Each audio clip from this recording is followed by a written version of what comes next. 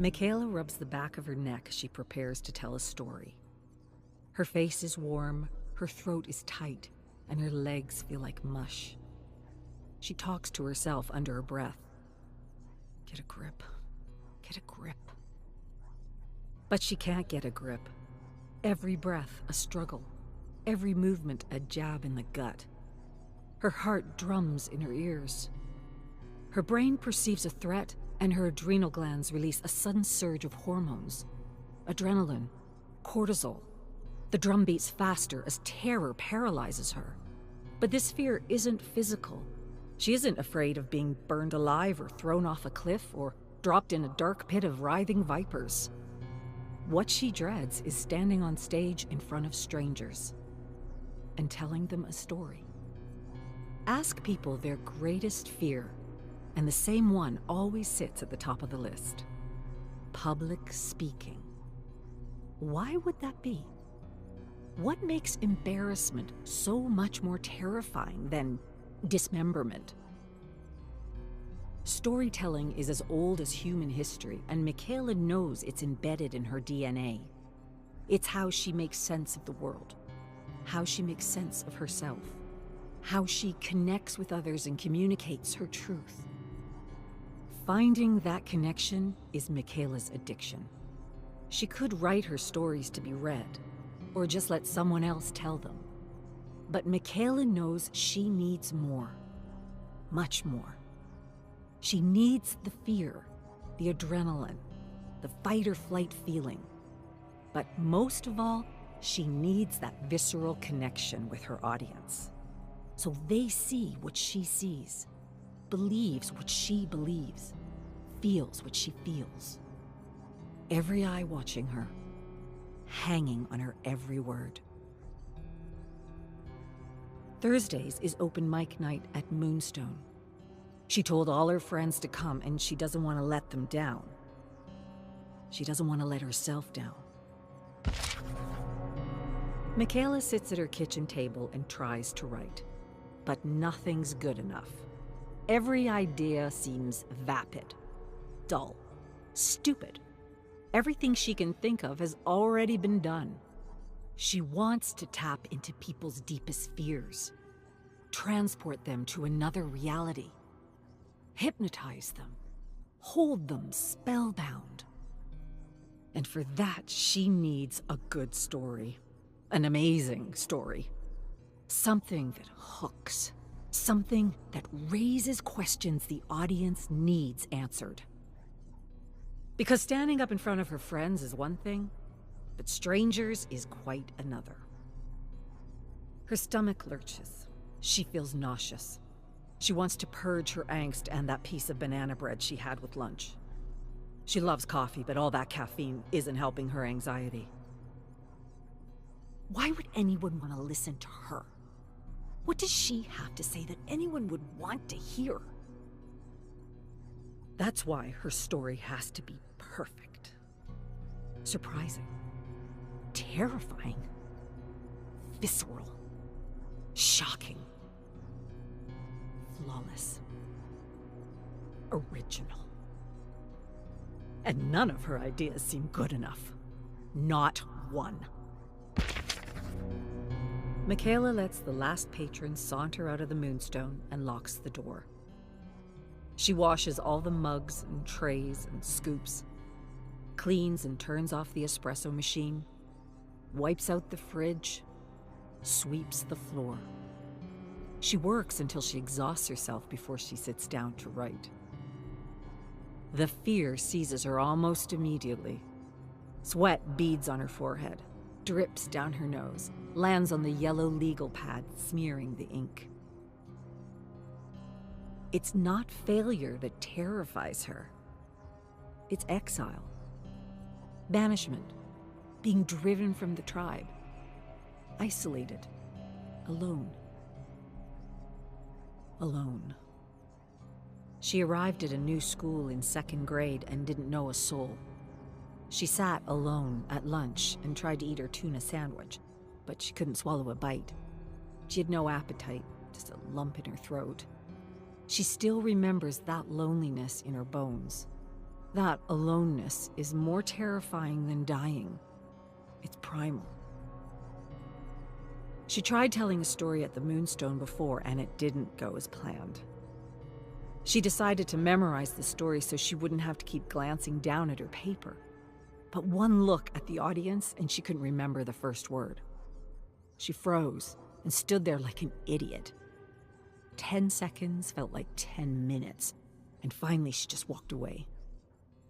She can still feel the heat of embarrassment burning the back of her neck. When comedians don't get a laugh, they call it dying. It's worse than dying. MIKAELA knows her fear is rooted deep in a tiny part of her brain called the amygdala. It's instinct. It's automatic. But knowing that doesn't help. She has to override that fear. She has to silence all those voices in her head. Anyone who ever undermined her, talked down to her, doubted her, made her think she wasn't good enough. Like her teachers. Like Mrs. Stenson, her second-grade teacher who didn't know how to teach dyslexic children and who made her feel shame for every misread or misspelled word. Like Mr. Brandeis, her 10th grade English teacher who marked up her stories with tons of red ink. Always the red ink. He had so many stupid rules. Don't repeat words. Don't split infinitives. Don't start sentences with conjunctions. Don't end sentences with a preposition. Don't. He was all about how not to do it. All about making her doubt her instincts and intuition as a storyteller. All about murdering her joy and killing her creativity with rules that were never even rules in the first place. Rules that made her stories feel unfriendly, contrived, artificial. And she wanted her stories to be the opposite. The exact opposite. Friendly, inviting, honest. MIKAELA remembers arguing with Brandeis often about his so-called rules and how some of the greatest stories ever told started almost every sentence with a conjunction. She even challenged Brandeis to show her where his rules came from. And he had nothing to say, nothing to show her, nothing official anyway, just one literary cookbook contradicting the other. MIKAELA figured one teacher long ago taught a preferred style as a set of rules, and that misguided class went out into the world propagating stylistic disinformation. She remembers one time when Brandeis handed back her story. She remembers him leaning over her desk. She remembers that smell. The smell of cheap aftershave fighting a losing battle with his BO. And she hears his ugly words every time she picks up a pen. Some people are born writers. You're not. Don't worry, it's not your fault. It's just who you are. But even with all that negativity, she still managed to keep a tiny flame of inspiration alive. A sputtering flame nurtured by all the writers she'd loved. Mary Shelley, Edgar Allan Poe, Shirley Jackson. They didn't worry about following rules. They just created their characters, told their stories, built their worlds. Something about the woman keeps others at a distance. Maybe it's her intensity. Maybe it's her detachment, her otherworldliness. Even in this dark, dangerous place, she seems more connected to the flora, to the trees, the shrubs, the night-blooming flowers, climbing vines, the crickets chirping their night song, and the moths drawn to the tiny pockets of light that penetrate the heavy black fog, the rats scurrying through the brush. She can sit for hours watching a spider spin its web. That's what holds her interest. The living things that somehow continue to thrive in this grim and wicked place. She can't read people the way others can. She can't look at someone's face and understand what they're feeling. The language of human emotion is indecipherable. Her kind, intelligent eyes are framed by big plastic glasses. Her complexion is dark. Her jet black hair a soft, beautiful cloud of tightly coiled curls and braids. She moves through the dark mist, and her skin prickles with fear. There are dangers in this place. Predators, monsters, the stench of death, the sickly sweet aroma of rotten flesh. The air is damp, cold. The crickets suddenly stop chirping. The abrupt silence stops her in her tracks. She waits, listens, holds her breath. A guttural roar rips the air behind her. When she turns, she sees a scarred and misshapen face. A monster wielding a thundering chainsaw. Terrified crows bolt from the trees. MIKAELA screams along with the woman and awakes with a start, covered in sweat, lying in the dark. A nightmare. An anxiety nightmare. That's all it was. Julian seems certain. They drink coffee on the veranda at the Moonstone, and everything seems normal now. Safe. Sitting in the sunlight, sipping a latte. So how come I still feel so scared? It's like I'm still in it. Like the nightmare never ended. Julian shrugs. Brains do that. Help us work through our anxieties while we sleep. You're just afraid to get up on that stage and tell your story.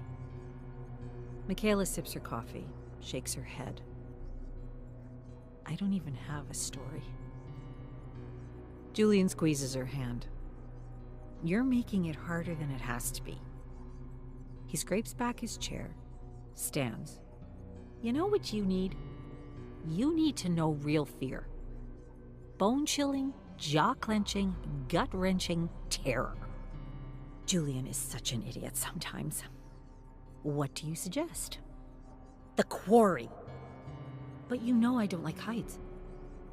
And that's why you need to just shut up and jump. Fear propels her forward, running.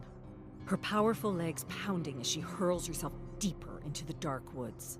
Shadowy trees appear in the mist as she slaloms between them, pushing, pounding. Whatever predator pursues her is tenacious, huge, powerful, growling, snarling, furious, relentless. It crashes through the brush behind her, single-minded in its hunger. The woman's will to survive is impressive. MIKAELA both watches her and lives inside of her. Lives in her skin as she runs for her life. MIKAELA has never felt so powerful, so strong. The world moves by in a blur even as the beast behind her closes the distance between them. She bursts through the trees, fog all around as the ground disappears, and she tumbles into an abyss. Plummeting, falling through endless fog. She awakens with a start, her bed soaked with sweat, lying in the dark, her heart pounding. The quarry stunt didn't help. Not a bit. MIKAELA regains herself. She has had similar nightmares before, but in those dreams, her legs felt heavy, rubbery, like she was running through molasses, like she couldn't get away. This one was different. It felt so vivid, so visceral. She wasn't herself. She was someone else. Someone named Meg. She sighs heavily. Her nightmares feel like they might be more than nightmares. Windows, maybe, into another reality. Or maybe she's read one too many comic books. Julian sits in front of MIKAELA at their little kitchen table. You're running from your fear. So why am I someone else? Because you're a writer. She shakes her head. No, I'm a storyteller. What's the difference? Big difference. Okay, whatever. You're a storyteller. And as a storyteller, you're all your characters. You live inside them, they live inside you. That doesn't mean you're experiencing another reality. But what if I'm not really a storyteller? You're just fishing for a compliment. No, I'm serious. Maybe I'm just a hack. Mick, come on. Take it easy on yourself. You just have to let go. Take a chance. Dive off the edge. Head first in that fog you keep talking about. Face that fear and it will no longer chase you. I don't think it ever stops. Julian stands with a laugh. All right, I'm officially late for work now. He rushes out the door. MIKAELA finishes her tea, then jumps in the shower. She does her best thinking in the shower. And as the hot water pounds her back, she thinks about what Julian said. Are her nightmares messages from her subconscious? Carl Jung believed that our subconscious connects to a collective unconscious that binds every human soul to primal symbols and ancient archetypes. That's why so many fears and phobias are universal. Why so many cultures have the same stories and mythologies. Her muscles loosen under the hot spray, and she remembers a writing circle where they talked about something called déjà vuism. The idea being that human brains could network with mirror beings on the same wavelength in other dimensions. One guy in the group thought that his inner voice was just another version of himself in a parallel dimension.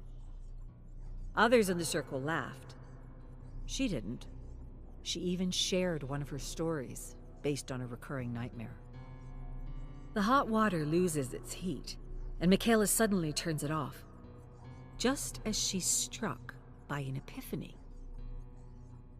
What if she's dreaming real things in a sort of multiverse?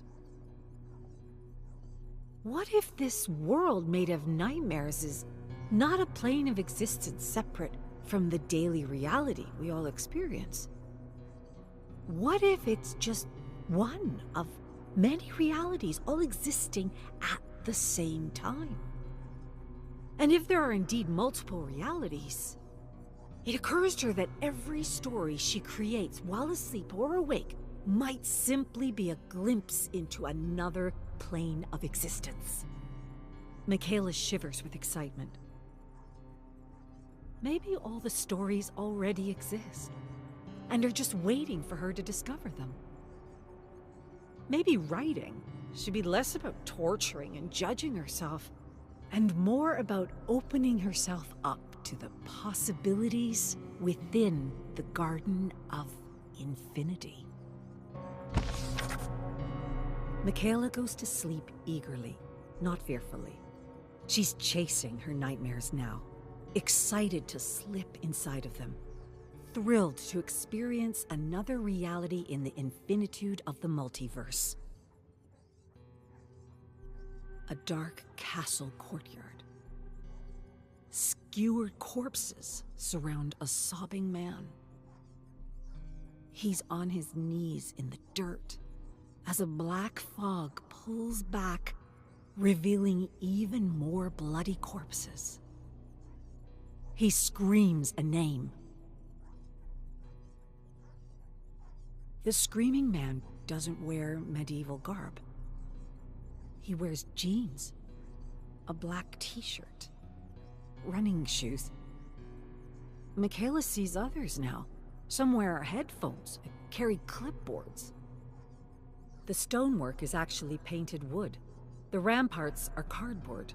The corpses are mannequins decorated to look like the dead. She sees lights, a camera, a sobbing man who's facing his greatest fear, the loss of someone he deeply loves. Taken by the darkness, taken by the fog. Always the fog. MIKAELA awakens with a start, but this time she isn't gripped by terror. She's seized by inspiration. She searches her drawer for a piece she started writing years ago. She finds the first draft and reworks it while the images are fresh in her mind. The story pours out of her like she's taking dictation, like she's writing down something that already happened. Because it did. But when MIKAELA reads the story aloud, it still sounds wordy, prosaic, clunky. There's no rhythm, no shape, no build, no vivid moments to perform. There's something wrong, something blocking her. And she quickly understands what it is. She still unconsciously follows those rules. Those suffocating rules that were pounded endlessly into her head throughout her years at school. And now the story doesn't flow, doesn't feel alive, feels contrived, heavy, dead. And why? Because she still hesitates to break rules that were never rules in the first place. Shit! What's going on with me? Why can't I do it? MIKAELA hurries into the living room and picks up a few of her favorite books. They all break the rules, all of them. Every writer she ever loved. Twain, Faulkner, Dickens, Poe. Brandeis would have given them all F's in his class. And she can't even imagine what he would have done with quippy young Shakespeare. Shakespeare, who was free from the shackles of the mind placed by process teachers and assembly line thinking. Shakespeare, who was free to create his own rules and words without apology. Who wasn't worried about what some authority or critic had to say, and they had tons to say. And MIKAELA knows his freedom was earned after a terrible bout with depression when his first play flopped and he refused to touch a quill for 5 years. 5 years! It took him 5 years to meditate on storytelling, to finally break free from the opinions of others. But she doesn't have 5 years to meditate on storytelling, even though she desperately wants Shakespearean freedom. How do I achieve that kind of freedom after all those years of trying to please others? Shakespeare made his own words and rules, and that's why he's immortal. But I don't need to be immortal. I just need to tell a good story. MIKAELA clears her head of the swirling negativity and decides to tell the story she wants to tell. She'll need to reduce the story, strip it to its core, cut anything that slows it down, change the passive to the active, use words that paint perfect images in the imagination. And if she doesn't have the right word, she'll make one up. That's what she'll do. She'll make one up. But as the rebellious thought inspires her, it also scares her.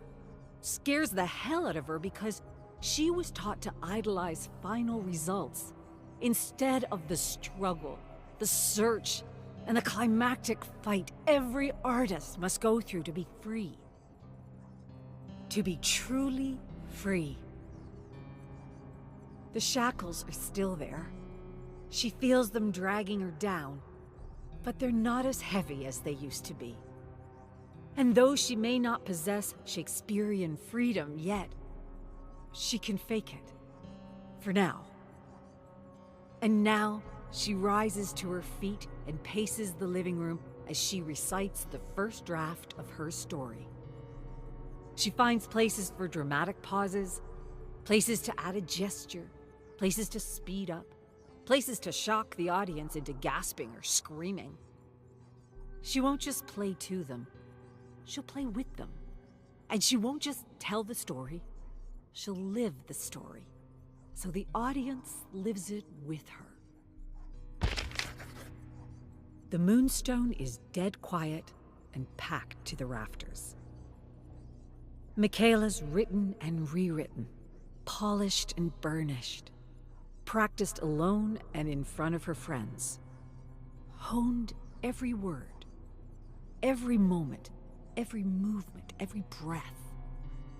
She killed her darlings, anything extraneous. All that's left is only what's necessary to tell the tale. She moves across the tiny stage, commanding the room. The lights dim slowly.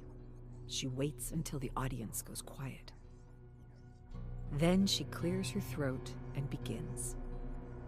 Who here believes in love? I mean, really believes in love? Some audience members lift their hand or make a quick comment that they do. MIKAELA nods. Love makes us do crazy things, doesn't it? Several audience members laugh, while others seem to go inward. MIKAELA smiles. Some would turn their back on family for love. Some would give up wealth and power for love. Some would even go to hell and back for love. But there are places in the cosmos far worse than hell. Places where death is just the beginning, and you could lose your soul. Would you go to such a place to bring back the one you love? MIKAELA stops and points at one audience member, and then another, and another. Do you know anyone who would? What I'm really asking is, does love truly conquer all? She soaks in the silence of her captivated audience, inching closer to the edge of the stage, lowering her voice an octave so the audience leans in. And just when they can't take any more, she answers her question with a story. Subscribe to Lady Judge, because she's my friend till the end.